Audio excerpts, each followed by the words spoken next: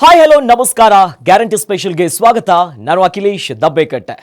ಸ್ನೇಹದ ಹೆಸರಲ್ಲಿ ಸದಾ ಭಾರತಕ್ಕೆ ದ್ರೋಹ ಬಗೆಯೋ ಪಾಕಿಸ್ತಾನ. ಐತಿಹಾಸಿಕ ಲಾಹೋರ್ ಒಪ್ಪಂದ ಬೆನ್ನಲ್ಲೇ ಶುರು ನೋಡಿ ಕಾರ್ಗಿಲ್ ಯುದ್ಧ. ಸತತ ಶಾಂತಿ ಸಭೆಗಳು, ಮುಂಬೈ ಸೇರಿ ಹಲವೆಡೆ ದಾಳಿ. ಪಾಕಿಸ್ತಾನಕ್ಕೆ ಮೋದಿ ವಿಸಿಟ್, ಪಠಾನ್ಕೋಟ್ ಉರಿ ಟಾರ್ಗೆಟ್. ಇದೇ ಹೊತ್ತಿನ ವಿಶೇಷ. ಬಗಲ್ ಮೇ ಹೇ ಬದ್ಮಾಶ್.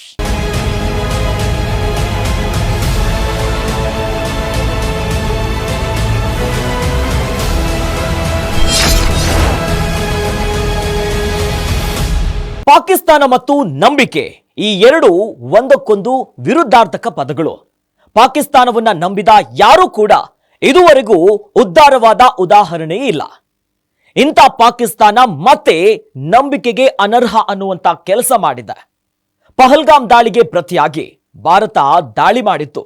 ಇದಕ್ಕೆ ಬೆದರಿದಂತ ಪಾಕಿಸ್ತಾನ ಕದನ ವಿರಾಮಕ್ಕೆ ಅಂಗಿಲಾಚಿತ್ತು. ಆದರೆ ಕದನ ವಿರಾಮ ಘೋಷಿಸಿದ ಕೆಲವೇ ನಿಮಿಷಗಳಲ್ಲಿ ಅದನ್ನ ಮುರಿದು ತನ್ನ ಅಸಲಿ ಬಣ್ಣವನ್ನ, ಬುದ್ಧಿಯನ್ನ ಪ್ರದರ್ಶನ ಮಾಡಿದೆ.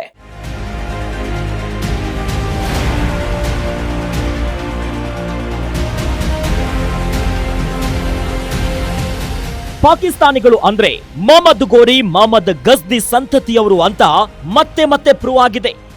ಶತಶತಮಾನಗಳು ಕಳೆದ್ರು ಗೋರಿ ಗಜ್ನಿಯ ದ್ರೋಹದ ಬುದ್ಧಿ ಬಿಡೋದೇ ಇಲ್ಲ. ಗೋರಿ ಗಜ್ನಿಯ ರಕ್ತ ಅವರ ದೇಹದಲ್ಲಿ ಇನ್ನೂ ಹರಿತಾನೆ ಇದೆ ಅನ್ನೋದನ್ನ ಪಾಕಿಸ್ತಾನಿಗಳು ಪ್ರೂವ್ ಮಾಡ್ತಾನೆ ಬಂದಿದ್ದಾರೆ. ಇದೆಲ್ಲ ಯಾಕೆ ಹೇಳ್ತಿದ್ದೀವಿ ಅನ್ನೋದಕ್ಕೂ ಮುನ್ನ ಮೊಹಮ್ಮದ್ ಗೋರಿಯ ದ್ರೋಹದ ಕಥೆಯನ್ನ ನೋಡಿಬಿಡಿ.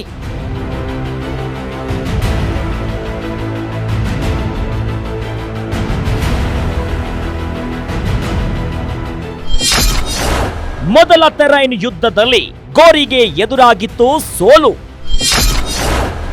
ಮೊಹಮ್ಮದ್ ಗೋರಿಗೆ ಪೃಥ್ವಿರಾಜ್ ಚೌಹಾಣ್ ಕ್ಷಮಾಭಿಕ್ಷೆ.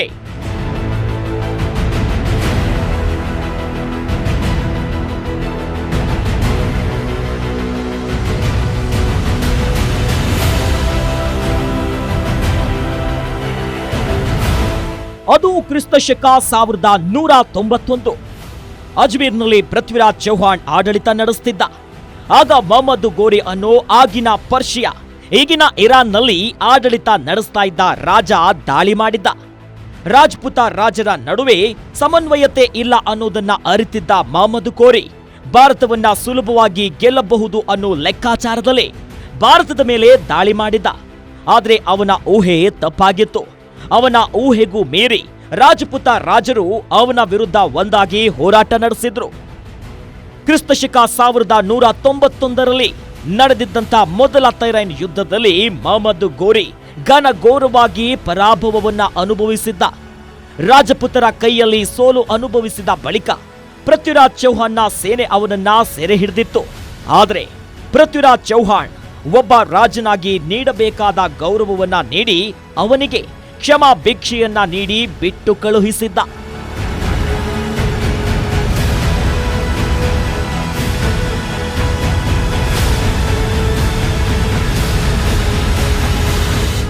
ರಾಜ್ಪೂತ್ ರಾಜರು ಯುದ್ಧಗಳನ್ನಾಗಿ ನೋಡ್ತಾ ಇರಲಿಲ್ಲ.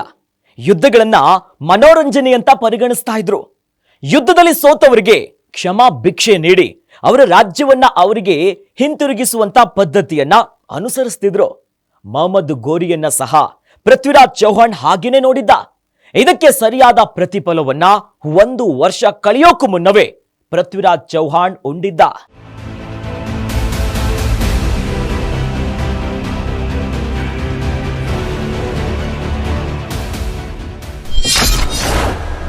ಎರಡನೇ ತೆರೈನ್ ಯುದ್ಧದಲ್ಲಿ ಪೃಥ್ವಿರಾಜ್ಗೆ ಘನಘೋರ ಸೋಲು. ಕಳುಚಿತು ಮೊಹಮ್ಮದ್ ಗೋರಿಯ ದ್ರೋಹದ ಮುಖವಾಡ.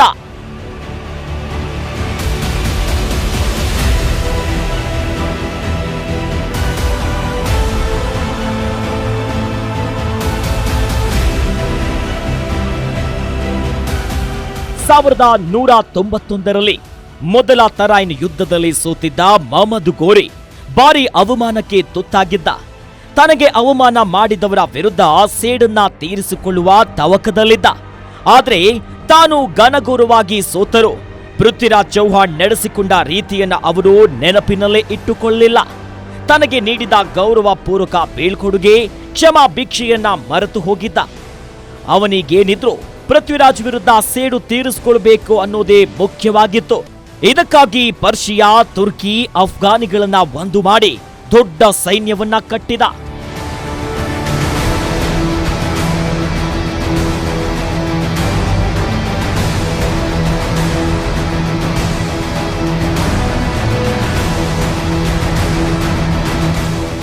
ಪರ್ಷಿಯನ್ನರು, ತುರ್ಕಿಗಳು, ಅಫ್ಘಾನಿಗಳ ದೊಡ್ಡ ಸೇನೆಯೊಂದಿಗೆ 1192ರಲ್ಲಿ ಮೊಹಮ್ಮದ್ ಗೋರಿ ಮತ್ತೆ ಪೃಥ್ವಿರಾಜ್ ಚೌಹಾಣ್ ವಿರುದ್ಧ ದಂಡೆತ್ತಿ ಬಂದಿದ್ದ.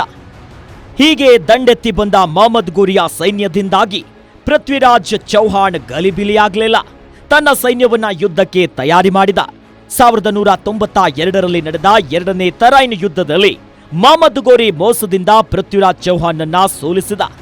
ಪೃಥ್ವಿರಾಜ್ ಚೌಹಾಣ್ ಸೇನೆಯಲ್ಲಿದ್ದ ಕೆಲವರು ಅವನ ಬೆನ್ನಿಗೆ ಚೂರಿ ಹಾಕಿರೋದ್ರಿಂದ ಅವನು ಸೋತು ಶರಣಾಗಿದ್ದ.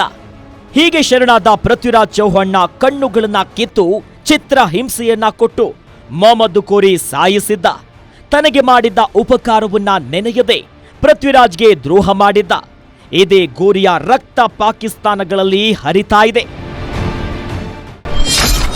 ಪಾಕಿಸ್ತಾನ ಹುಟ್ಟಿದ ಕೂಡಲೇ ಭಾರತಕ್ಕೆ ಶುರು ತಲೆನೋವು. ಸ್ವಾತಂತ್ರ್ಯ ಬಂದ ತಕ್ಷಣವೇ ಶುರುವಾಗಿತ್ತು ಎರಡು ದೇಶಗಳ ಯುದ್ಧ.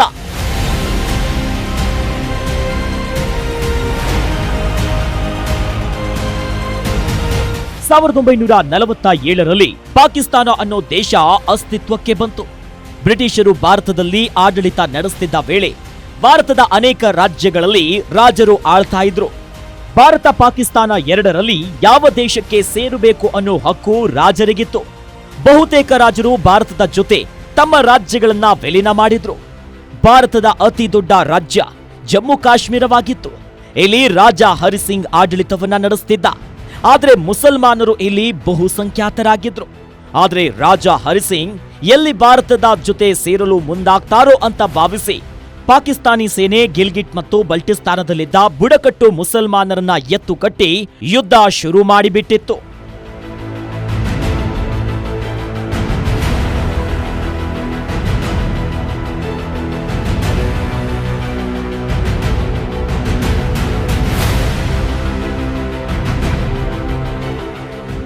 ಪಾಕಿಸ್ತಾನ ಸೇನೆಯ ಕುತಂತ್ರ ಅರಿತ ರಾಜ ಹರಿಸಿಂಗ್ ಭಾರತ ಸರ್ಕಾರದ ಜೊತೆ ಒಪ್ಪಂದಕ್ಕೆ ಸಹಿ ಹಾಕಿದ್ರು. ಇದಾದ ಬಳಿಕ ಭಾರತೀಯ ಸೇನೆ ಅಖಾಡಕ್ಕಿಳಿತು.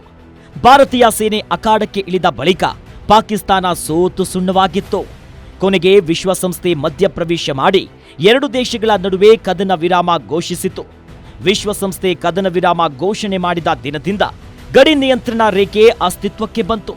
ಕದನ ವಿರಾಮ ಘೋಷಣೆಯಾಗುವ ಮೊದಲೇ ಭಾರತ ಜಮ್ಮು ಕಾಶ್ಮೀರದ 3ನೇ 2 ಭಾಗವನ್ನ ವಶಪಡಿಸಿಕೊಂಡಿತ್ತು. ಜಮ್ಮು ಕಾಶ್ಮೀರ, ಲಡಖ್ ಭಾರತದ ಪಾಲಾಗಿದ್ರೆ ಗಿಲ್ಗಿಟ್ ಬಲ್ತಿಸ್ತಾನ್ ಪಾಕ್ ಆಕ್ರಮಿತ ಪ್ರದೇಶವಾಗಿ ಬದಲಾಯಿತು. ಪಾಕಿಸ್ತಾನ ಎಂದಿಗೂ ಭಾರತದ ವಿರುದ್ಧ ನಿರ್ಣಾಯಕವಾಗಿ ಗೆದ್ದೇ ಇಲ್ಲ. ಅದು 1947ರ ಯುದ್ಧ ಆಗಿರಬಹುದು, 1965ರ ಇಂಡೋ ಪಾಕ್ ಯುದ್ಧ ಆಗಿರಬಹುದು, ಬಾಂಗ್ಲಾದೇಶ ಅಸ್ತಿತ್ವಕ್ಕೆ ಬರಲು ಕಾರಣವಾದಂತ 1971ರ ಸಮರ ಆಗಿರಬಹುದು. ಯಾವುದರಲ್ಲೂ ಕೂಡ ಪಾಕಿಸ್ತಾನ ಗೆದ್ದಿಲ್ಲ. ಭಾರತದ ವಿರುದ್ಧ ನೇರ ಯುದ್ಧದಲ್ಲಿ ಗೆಲ್ಲೋದಕ್ಕೆ ಸಾಧ್ಯ ಇಲ್ಲ ಅಂತ ತಿಳ್ಕೊಂಡಿರುವಂತ ಪಾಕಿಸ್ತಾನ ಉಗ್ರರ ಮೂಲಕ ಹಿಂಬಾಗಿಲಿನ ಯುದ್ಧವನ್ನ ನಡೆಸುತ್ತಿದೆ. ಪಾಕಿಗಳ ಜೊತೆ ಸ್ನೇಹ ಹಸ್ತ ಚಾಚಿ ವಾಜಪೇಯಿ ಬಸ್ ಯಾತ್ರೆ. ಲಾಹೋರ್ ಒಪ್ಪಂದ ಜಾರಿಗೆ ಮೊದಲೇ ಕಾರ್ಗಿಲ್ ಯುದ್ಧ.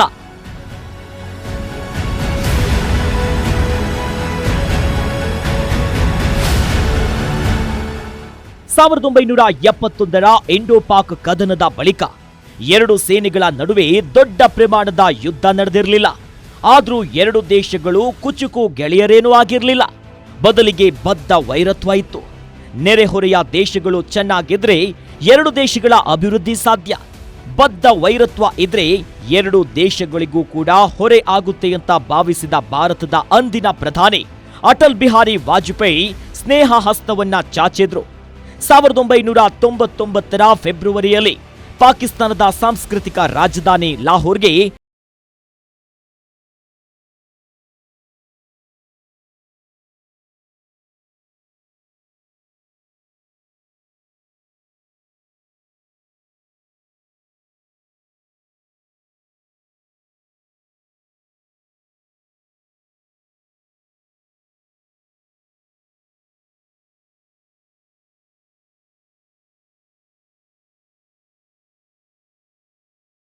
ಪಾಕಿಸ್ತಾನ ಭಾರತದ ಗಡಿ ನಿಯಂತ್ರಣ ರೇಖೆಯ ಮೂಲಕ ತನ್ನ ಸೈನಿಕರನ್ನ ಭಾರತದೊಳಕ್ಕೆ ನುಗ್ಗಿಸಿತ್ತು.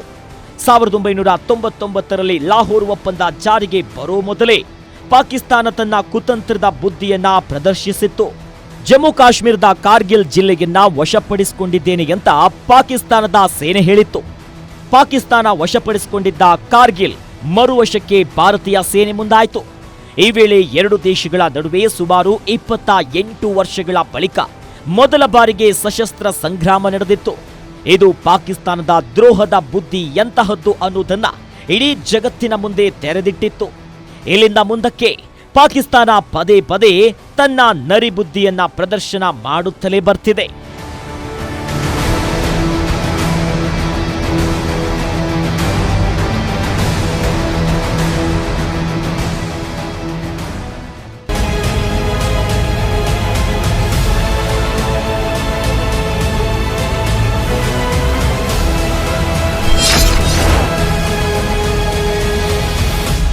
ಪಾಕಿಸ್ತಾನದ ಜೊತೆ ವೈರತ್ವ ಬೇಡ, ಸ್ನೇಹಮಯ ಸಂಬಂಧ ಹೊಂದಬೇಕನ್ನೋದು ಭಾರತದ ಬಯಕೆ ಆಗಿದೆ.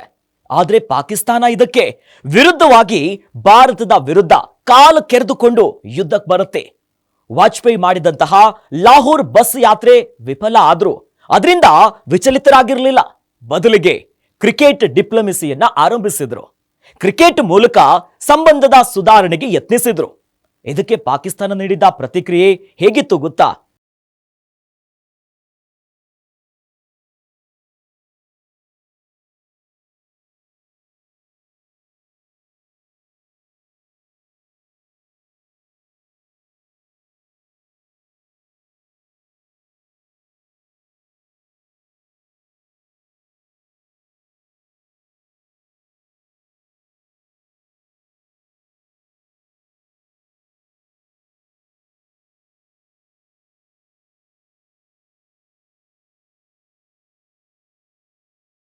ದೇಶಗಳು ನೀಡೋ ಹಣದಿಂದ ಪಾಕಿಸ್ತಾನ ಅಸ್ತಿತ್ವದಲ್ಲಿದೆ.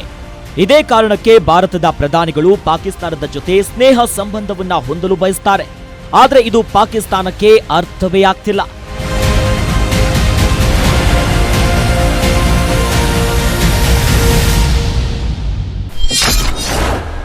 ಕ್ರಿಕೆಟ್ ಮೂಲಕ ಸಂಬಂಧ ಸುಧಾರಣೆಗೆ ಭಾರತದ ಯತ್ನ.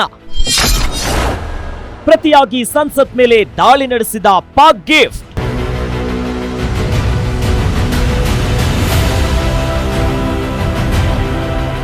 ವಾಜಪೇಯಿ ಪ್ರಧಾನಿಯಾಗಿದ್ದಾಗ ನಡೆಸಿದ್ದ ಲಾಹೋರ್ ಬಸ್ ಯಾತ್ರೆಯ ಉದ್ದೇಶ ವಿಫಲವಾಗಿತ್ತು. ಬಸ್ ಯಾತ್ರೆಯ ಬೆನ್ನಲ್ಲೇ ಕಾರ್ಗಿಲ್ ಯುದ್ಧ ನಡೆದಿತ್ತು. ಆದ್ರೂ ವಾಜಪೇಯಿ ಶಾಂತಿ ಮಂತ್ರ ಪಠಿಸೋದನ್ನ ಬಿಡ್ಲಿಲ್ಲ. ಲಾಹೋರ್ ಬಸ್ ಯಾತ್ರೆ ವಿಫಲವಾದ್ರೆ ಏನಂತೆ, ಎರಡು ದೇಶಗಳನ್ನ ಕ್ರಿಕೆಟ್ ಒಂದುಗೂಡಿಸುತ್ತೆ. ಆ ಕ್ರೀಡೆಯ ಮೂಲಕ ಎರಡು ದೇಶಗಳ ಸಂಬಂಧ ಸುಧಾರಣೆ ಮಾಡೋಣ ಅಂತ ಕ್ರಿಕೆಟ್ ರಾಯಭಾರಿಕೆ ಶುರು ಮಾಡಿದ್ರು. ಎಲ್ಲವೂ ವಾಜಪೇಯಿ ಅಂದುಕೊಂಡಂತೆ ಆಗುತ್ತಿತ್ತು. ಇದರ ನಡುವೆ ಪಾಕಿಸ್ತಾನ ಅದೊಂದು ಗಿಫ್ಟ್ ನೀಡಿತ್ತು.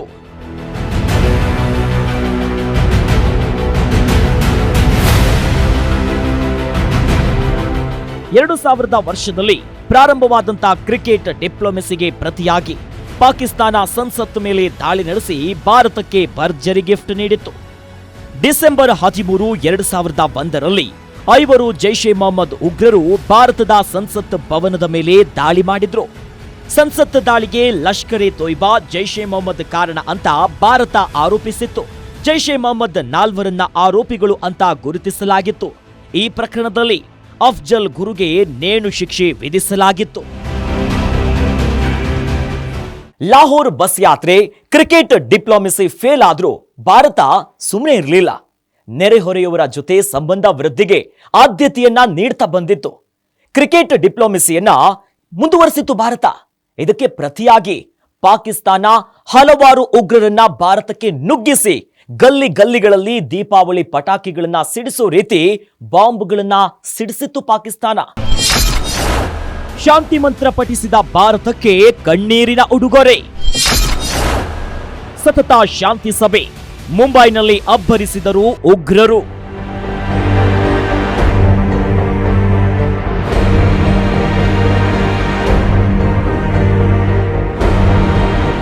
ಪಾಕಿಸ್ತಾನದ ಜೊತೆ ಸ್ನೇಹಮಯಿ ಸಂಬಂಧ ಹೊಂದಬೇಕು ಅಂತ ಭಾರತದ ಬಹುತೇಕ ಎಲ್ಲರೂ ಬಯಸ್ತಾರೆ. ಆದ್ರೆ ಪಾಕಿಸ್ತಾನಕ್ಕೆ ಮಾತ್ರ ನಮ್ಮ ಭಾವನೆಗಳೇ ಅರ್ಥವಾಗಲ್ಲ ಅನ್ನೋದು ಪದೇ ಪದೇ ಸಾಬೀತಾಗುತ್ತಾ ಬರ್ತಿದೆ. ಪಾಕಿಸ್ತಾನದ ಜನರಿಗೆ ಭಾರತದ ಜೊತೆ ಉತ್ತಮ ಸಂಬಂಧ ಇಟ್ಟುಕೊಳ್ಳಬೇಕು ಅನ್ನೋ ಮನಸ್ಸಿದೆ. ಆದ್ರೆ ಅಲ್ಲಿನ ಸೇನೆ, ಐಎಸ್ಐ ಅನ್ನೋ ಪರಾವಲಂಬಿ ಜೀವಿಗಳಿಗೆ ಭಾರತದ ಜೊತೆ ಸಂಬಂಧ ಉತ್ತಮ ಆಗೋದು ಬೇಕಿಲ್ಲ. ಯಾಕಂದ್ರೆ ಭಾರತದ ಜೊತೆ ಸಂಬಂಧ ವೃದ್ಧಿಸಿದ್ರೆ ತಮ್ಮ ರೋಟಿ ಕಪಡ ಅವ್ರ ಮಕಾನ್ಗೆ ಕುತ್ತು ಬರುತ್ತೆ ಅಂತ ಗೊತ್ತಿದೆ. ಇದೇ ಕಾರಣಕ್ಕೆ ಅಲ್ಲಿನ ರಾಜಕಾರಣಿಗಳನ್ನ ತನ್ನ ಕೈಗೊಂಬೆಗಳನ್ನಾಗಿ ಮಾಡಿಕೊಂಡು ಭಾರತದ ವಿರುದ್ಧ ಉಗ್ರರನ್ನ ಎತ್ತಿ ಕಟ್ಟುತ್ತಿದೆ.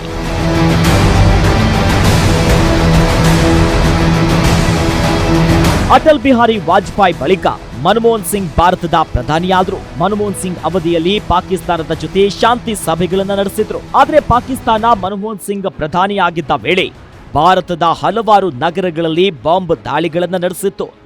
ಅವರ ಅವಧಿಯಲ್ಲಿ ಭಾರತದಲ್ಲಿಯೇ ಅತ್ಯಂತ ದೊಡ್ಡ ಉಗ್ರರ ದಾಳಿ ನಡೆಯಿತು. ನವೆಂಬರ್ 26, 2008ರಂದು ಮುಂಬೈನಲ್ಲಿ ಉಗ್ರರು ಅಟ್ಟಹಾಸವನ್ನ ಮೆರೆದಿದ್ರು. ಭಾರತದ ಇತಿಹಾಸದಲ್ಲಿಯೇ ಮೊದಲ ಬಾರಿಗೆ ಭಾರತದ ಎನ್ಎಸ್ಜಿ ಉಗ್ರರನ್ನ ಮಟ್ಟ ಹಾಕಲು ಅಖಾಡಕ್ಕಿಳಿದಿತ್ತು.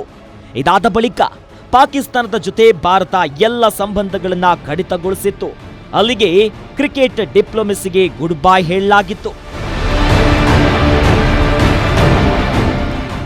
2014ರವರೆಗೆ ಒಂದು ಹವಾ, 2014ರ ಬಳಿಕ ಮತ್ತೊಂದು ರೀತಿಯದ್ದೇ ಹವಾ ಅನ್ನೋ ರೀತಿ ನರೇಂದ್ರ ಮೋದಿ ಪ್ರಧಾನಿಯಾಗಿ ಅಧಿಕಾರವನ್ನ ಸ್ವೀಕರಿಸಿದ್ರು. ನರೇಂದ್ರ ಮೋದಿ ಪ್ರಮಾಣ ವಚನ ಸ್ವೀಕಾರ ಸಮಾರಂಭಕ್ಕೆ ಸಾರ್ಕ್ ರಾಷ್ಟ್ರಗಳ ಮುಖ್ಯಸ್ಥರಿಗೆ ಆಹ್ವಾನ ನೀಡಿದ್ರು. ಇದೇ ಪಾಕ್ ಪ್ರಧಾನಿಗೂ ಕೂಡ ಆಹ್ವಾನ ಹೋಗಿತ್ತು. ಆಹ್ವಾನ ಸ್ವೀಕರಿಸಿ ಪಾಕಿಸ್ತಾನದ ಪ್ರಧಾನಿ ನವಾಜ್ ಶರೀಫ್ ಭಾರತಕ್ಕೆ ಬಂದಿದ್ರು. ಇದಕ್ಕೆ ಪಾಕ್ ಸೇನೆ ಬೇರೆಯದ್ದೇ ರೀತಿಯಲ್ಲಿ ಗಿಫ್ಟ್ ಕೊಡ್ತು. ಮೋದಿ ಪಾಕ್ ಭೇಟಿಗೆ ಪಠಾನ್ಕೋಟ್ ದಾಳಿ ಉಡುಗೊರೆ. ಪಠಾನ್ಕೋಟ್ ಉರಿ ದಾಳಿ ಬಳಿಕ ಸೇನೆಗೆ ಫ್ರೀ ಹ್ಯಾಂಡ್.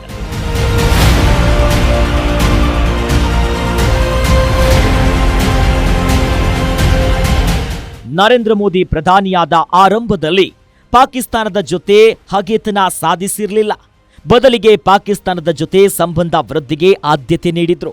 ಅವಕಾಶ ಸಿಕ್ಕಾಗೆಲ್ಲ ಪಾಕಿಸ್ತಾನದ ಅಂದಿನ ಪ್ರಧಾನಿ ನವಾಜ್ ಶರೀಫ್ ಜೊತೆ ಚರ್ಚೆ ನಡೆಸಲು ಆರಂಭಿಸಿದ್ರು. ಆದರೆ ಇದನ್ನ ನೋಡಿ ಪಾಕಿಸ್ತಾನದ ಸೇನೆ, ಐಎಸ್ಐ ಮುಖ್ಯಸ್ಥರು ಕಣ್ಣುಗಳು ಕೆಂಪಾಗಿದ್ವು. ಭಾರತದ ಜೊತೆ ಸಂಬಂಧ ಉತ್ತಮವಾದ್ರೆ ತಮಗೇನೋ ಉದ್ಯೋಗ ಅನ್ನೋ ಚಿಂತೆ ಅವರಿಗೆ ಶುರುವಾಗಿತ್ತು.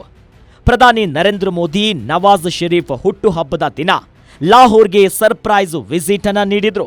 ಇದಾಗಿ ಒಂದು ವಾರವೂ ಕೂಡ ಕಳೆದಿರಲಿಲ್ಲ. ಪಠಾನ್ಕೋಟ್ ವಾಯುಸೇನೆ, ಜೈಷ್ ಎ ಮೊಹಮ್ಮದ್ ಉಗ್ರರು ನುಗ್ಗಿದ್ರು ಅಥವಾ ಐಎಸ್ಐ ನುಗ್ಗಿಸಿತ್ತು.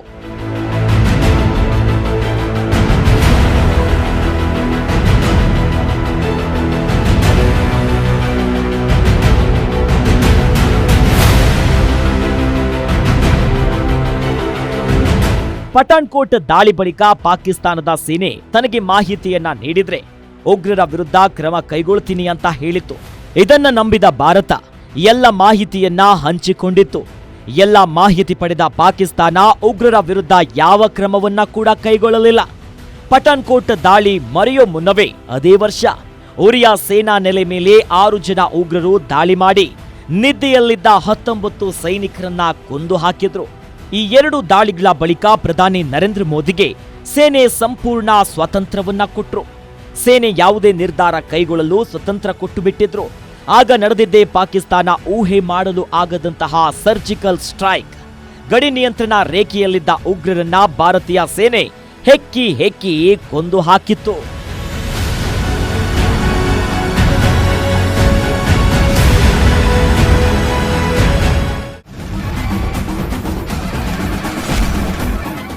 ದ್ರೋಹ ಅನ್ನೋದು ಪಾಕಿಸ್ತಾನಿಯರ ರಕ್ತದಲ್ಲೇ ಇದೆ. ಇದು ಪದೇ ಪದೇ ನಿಜವಾಗಿದೆ. ವಾಜಪೇಯಿ ನಡೆಸಿದ ಬಸ್ ಯಾತ್ರೆಗೆ ಕಾರ್ಗಿಲ್ ಸಮರದ ಉಡುಗೊರೆ ನೀಡಿತ್ತು. ಮೋದಿಯ ಲಾಹೋರ್ ಭೇಟಿಗೆ ಪ್ರತಿಯಾಗಿ ಪಠಾನ್ಕೋಟ್ನಲ್ಲಿ ಉಗ್ರರನ್ನ ನುಗ್ಗಿಸಿತ್ತು. ತಾವು ಪೊರೆದು ಪೋಷಿಸುತ್ತಿರೋ ಉಗ್ರರೇ ತಮ್ಮ ಪಾಲಿಗೆ ಭಸ್ಮಾಸುರರಾಗ್ತಾರೆ ಅನ್ನೋದು ಪಾಕಿಸ್ತಾನಕ್ಕೆ ಈಗಾಗಲೇ ಗೊತ್ತಾಗಿದೆ. ಆದರೂ ಸಹ ಭಾರತದ ವಿರುದ್ಧ ಉಗ್ರರ ತಲೆಗೆ ತುಂಬಿ ದಾಳಿಗಳನ್ನ ಮಾಡಲು ಪ್ರಚೋದಿಸುತ್ತಿದೆ. ಪಹಲ್ಗಾಮ್ ಉಗ್ರರ ದಾಳಿಗೆ ಪ್ರತಿಯಾಗಿ ಭಾರತ ಆಪರೇಷನ್ ಸಿಂಧೂರವನ್ನ ಆರಂಭಿಸಿತ್ತು. ಇದರಿಂದ 2 ದೇಶಗಳ ನಡುವೆ ಸಂಘರ್ಷದ ಪರಿಸ್ಥಿತಿ ನಿರ್ಮಾಣವಾಗಿತ್ತು. ಇದು ಯುದ್ಧಕ್ಕೆ ತಿರುಗುವ ಭಯ ಶುರುವಾಗಿತ್ತು. ಆಗ ಮಧ್ಯಪ್ರವೇಶಿಸಿದ ಜಗತ್ತಿನ ದೊಡ್ಡಣ್ಣ ಅಮೆರಿಕ ಎರಡು ದೇಶಗಳ ನಡುವೆ ಕದನ ವಿರಾಮವನ್ನ ಘೋಷಿಸಿತ್ತು. ಕದನ ವಿರಾಮ ಘೋಷಿಸಿದ ನಿಮಿಷಗಳಲ್ಲೇ ಉಲ್ಲಂಘನೆ. ಮತ್ತೆ ಮಾತು ತಪ್ಪಿದ ಪಾಕಿಸ್ತಾನದ ಅಸಲಿ ಮುಖ ಬಯಲು.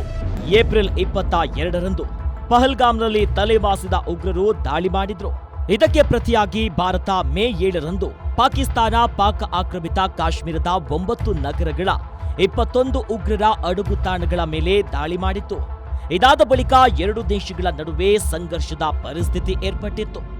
ಮೇ 7ರಂದು ಸುಮ್ಮನಿದ್ದ ಪಾಕಿಸ್ತಾನ ಮೇ 8 ಮತ್ತು 9ರಂದು ರಾತ್ರಿ ವೇಳೆ ಭಾರತದ ಗಡಿಯಲ್ಲಿ ಡ್ರೋನ್ಗಳು ಕ್ಷಿಪಣಿಗಳನ್ನ ಬಳಸಿ ದಾಳಿ ಮಾಡಿತ್ತು. ಭಾರತದ ವಿರುದ್ಧ ಹಾರಿಸಿದ್ದ ಎಲ್ಲಾ ಡ್ರೋನ್ ಮತ್ತು ಕ್ಷಿಪಣಿಗಳನ್ನ ಭಾರತ ಅಗಸದಲ್ಲೇ ಹೊಡೆದು ಉರುಳಿಸಿತ್ತು. ಎರಡು ದೇಶಗಳ ನಡುವೆ ಯುದ್ಧದ ವಾತಾವರಣ ನಿರ್ಮಾಣವಾಗಿತ್ತು.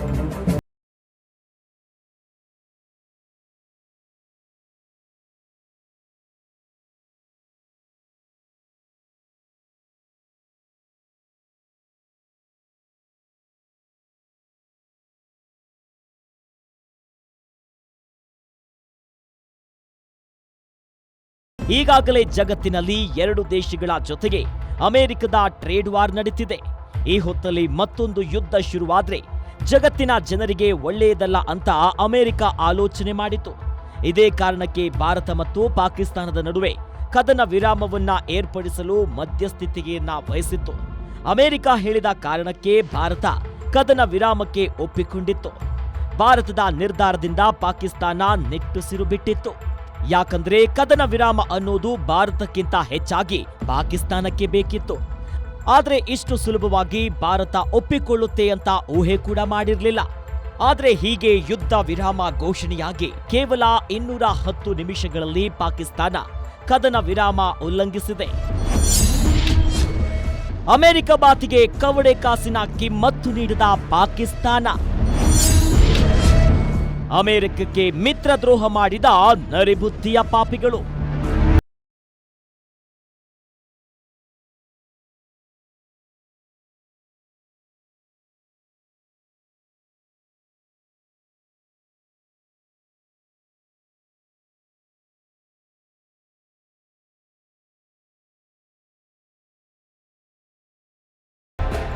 ಮೇ 10ರಂದು ಸಂಜೆ 6 ಗಂಟೆಯ ಹೊತ್ತಿಗೆ ಭಾರತ ಪಾಕಿಸ್ತಾನದ ನಡುವೆ ಕದನ ವಿರಾಮ ಏರ್ಪಟ್ಟಿದೆ ಅಂತ ಭಾರತ ಅಧಿಕೃತವಾಗಿ ಘೋಷಿಸಿತ್ತು. ಆದರೆ ರಾತ್ರಿ 9:30ರ ವೇಳೆಗೆ ಜಮ್ಮು ಕಾಶ್ಮೀರದ ರಾಜಧಾನಿ ಶ್ರೀನಗರ, ಉರಿ, ಕುಪ್ವಾರ, ಭಾರತದ ಗಡಿ ನಗರಗಳಾದ ಜೈಸಲ್ಮೇರ್, ಅಮೃತ್ಸರ, ಭುಜ್, ಜೋಧ್ಪುರ ಸೇರಿ ಹಲವೆಡೆ ಪಾಕಿಸ್ತಾನ ಡ್ರೋನ್ ಮತ್ತು ಕ್ಷಿಪಣಿಗಳ ಮೂಲಕ ದಾಳಿ ಮಾಡಿತ್ತು. ಈ ಮೂಲಕ ಅಮೆರಿಕದ ಮಾತಿಗೂ ಪಾಕಿಸ್ತಾನ ಕವಡೆ ಕಾಸಿನ ಕಿಮ್ಮತ್ತು ನೀಡಿಲ್ಲ. ಹಲವಾರು ದಶಕಗಳಿಂದ ಪಾಕಿಸ್ತಾನಕ್ಕೆ ಬೇಕಾದ ಎಲ್ಲ ರೀತಿಯ ನೆರವನ್ನ ಅಮೆರಿಕ ನೀಡುತ್ತಿತ್ತು. ಇಂಥ ಅಮೆರಿಕಕ್ಕೆ ಪಾಕಿಸ್ತಾನ ಅಕ್ಷರಶಃ ಮಿತ್ರ ದ್ರೋಹವನ್ನ ಮಾಡಿದೆ. ಪಾಕಿಸ್ತಾನದ ಈ ದ್ರೋಹದ ಹಿಂದೆ ಚೀನಾದ ಕೈವಾಡ ಇದೆ ಎನ್ನುವ ಮಾತುಗಳು ಕೇಳಿ ಬರ್ತಿದ್ದು ನಿಖರವಾಗಿ ಯಾವುದೂ ಗೊತ್ತಾಗಿಲ್ಲ.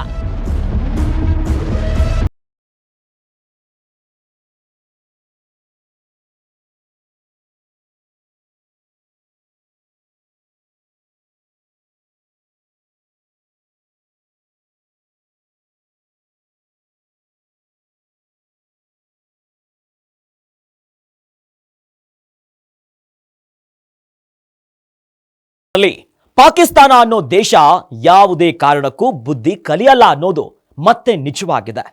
ವಿಶ್ವದ ದೊಡ್ಡಣ್ಣನೇ ಮುಂದೆ ನಿಂತು ಕದನ ವಿರಾಮವನ್ನ ಘೋಷಿಸಿತ್ತು. ಅದಕ್ಕೂ ಬೆಲೆ ಕೊಡದ ಪಾಕಿಸ್ತಾನ ಕದನ ವಿರಾಮವನ್ನ ಉಲ್ಲಂಘಿಸಿತ್ತು. ಕದನ ವಿರಾಮ ಉಲ್ಲಂಘಿಸಿದ ಪಾಕಿಸ್ತಾನಕ್ಕೆ ಭಾರತ ಸರಿಯಾದ ತಿರುಗೇಟ್ ನೀಡಿದೆ. ಹೀಗಾಗಿ ಮುಂದಿನ ದಿನಗಳಲ್ಲಿ ಪಾಕಿಸ್ತಾನ ನಡೆಯಿಂದ ಏನಾಗುತ್ತೆ ಅನ್ನೋದಕ್ಕೆ ಕಾಲವೇ ಉತ್ತರವನ್ನ ನೀಡಲಿದೆ. ಇದಾಗಿತ್ತು ಗ್ಯಾರಂಟಿ ಸ್ಪೆಷಲ್. ನೋಡ್ತಾ ಇರಿ ಗ್ಯಾರಂಟಿ ನ್ಯೂಸ್, ಸುದ್ದಿ ಖಚಿತ, ನ್ಯಾಯ ನಿಶ್ಚಿತ.